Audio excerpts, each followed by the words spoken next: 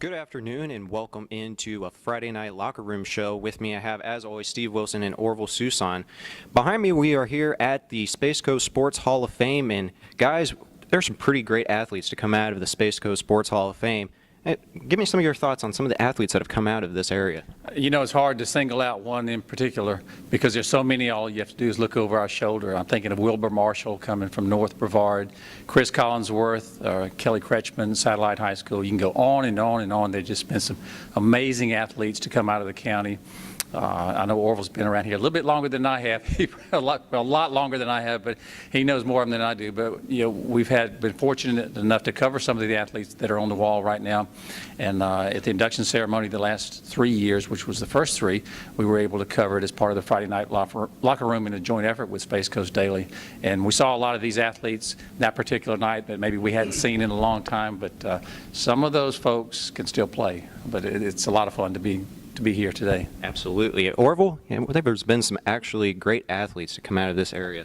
Well, you know, the first thing I want to say is it's nice for the Space Coast Daily people to have a permanent home for the Hall of Fame. It's moved around a couple places, and now it's permanently located here at the gymnasium here on the college campus, which I think is a wonderful thing. Thousands of students walk up and down every day and see these people that are here. But you know, I think about the people that I know personally. Dick Blake from Rockledge was a coach at Monroe High School when segregation stepped in. He went to Cocoa High School, coached basketball, was in administration, along with Danny Tharp, who was another one of my coaches at Cocoa High School, went into the Hall of Fame last year. Steve mentioned Bob Anderson, but Glenn Hurdle played baseball at Merritt Island High, then went on to play in the big leagues, and now the manager of the Pittsburgh Pirates. And you know, there's Bruce Bocci, another one that's done the same thing, coaching the San Francisco Giants. So it's nice to walk up and down these hallways and see these pictures, and there's a lot of these people that Steve and I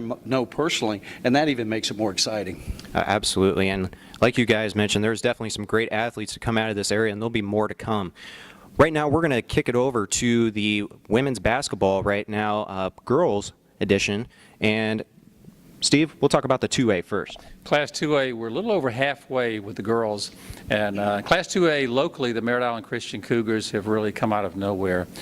We knew early on they were going to be battling the Masters Academy out of Vero Beach and Covenant Christian from the Palm Bay area. But Merritt Island Christian, with a lot of girls returning from last year's team, has really stepped it up. And I think at this point in time, they're playing as strong as anybody. The Brevard Heat, a little up and down, but I like the Cougars with 2 or 3 weeks to go in the regular season. He likes the Cougars, and Orville, we'll kick it over to you for the 3A. Well, one thing I'd like to say again about the Space Coast Daily Hall of Fame, I just thought about it. Saw a thing on Space Coast Daily earlier today about Ashlyn Harris. She's in the Hall of Fame now. Steve and I interviewed her, one of the first ones to put her on the radio back when she was at Satellite High School and was a star athlete there and led Satellite Scorpion soccer team to 2 state championships in a row. So we got a couple people that we know on the wall, but that brought back a lot of memories that we were one of the first to put her on the radio and interviewed her as a high school player. Wow. So that was kind of neat. But getting on to basketball now, Class 3A, 4 teams in that area. We're concerned about MCC and also Florida Air. Florida Air plays Rockledge, which is a very dominant girls team right now. They play January 13th and the 20th, and that should say a lot about both programs. We'll see where both of them are at the time, because Steve and I have disagreements in the top 5, and it happens to be between those 2 ladies programs. Also, MCC will play Florida Air earlier in January, and this will be a district contest. Back when they played the first time, Florida Air won 55-38. So it will be good to see how MCC, if they've gotten any better since the first time. But that's Class 3A. That was Class 3A, and Steve, we'll kick it over to the 4A. Class 4A is pretty much rolling along as expected. The Cocoa Tigers and the Astronaut War Eagles are really the teams to beat in 4A. West Shore is shown they can be competitive. Space Coast at times, when Michelle Marie is on her game, they're a very competitive team.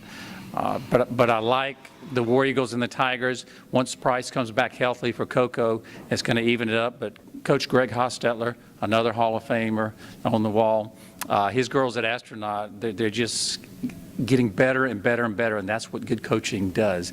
It takes an average team and makes them above average.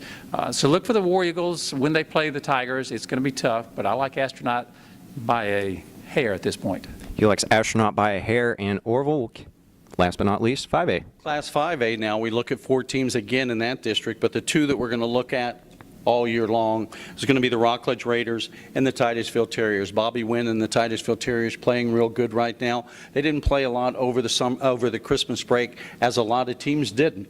The Rockledge Raiders played in the tournament. Steve and I went over to Orlando, got an opportunity to see the Lady Raiders for the first time. They lost, but that's what you do when you play these kind of tournaments. You play better teams. They just happened to play the state champion in the classification last year. That team brought back 8 girls from last year. I mean, they brought 8 girls to the game. 7 of them were on that state championship team last year. So we got to see what the Raiders were about. Not as big as I thought they would be, being undefeated at the time. I figured they would have, a big girl inside, but they move the ball well, they shoot well, but they live and die by the 3. Unfortunately, the night we saw them, they shot a lot of 3s and they didn't fall for them. When the Raiders are shooting and they shoot 3s, that's how they've won all the other games. So unfortunately for them that night, the 3s didn't fall. As we finish up the women's edition, we're going to kick it over into the boys. And the boys, we'll start off with the boys 2A. Steve? Class 2A almost mirrors the girls. The Merritt Island Christian Cougars are kind of in the middle of the pack, playing a little bit better than anticipated, but I think the Brevard Heat at this point in the season are playing as well as anybody, and I'm going to give the nod to them in a close district. Okay. And Orville here in the 3A. 3A, you've got a bigger district. That's 7 teams in that district. But again, we're going to look at MCC and Florida Air, both of those dominant in that district. MCC and Florida Air Falcons are both going to fight for that number 1 and number 2 spot in that district. And Steve, over to the 4A.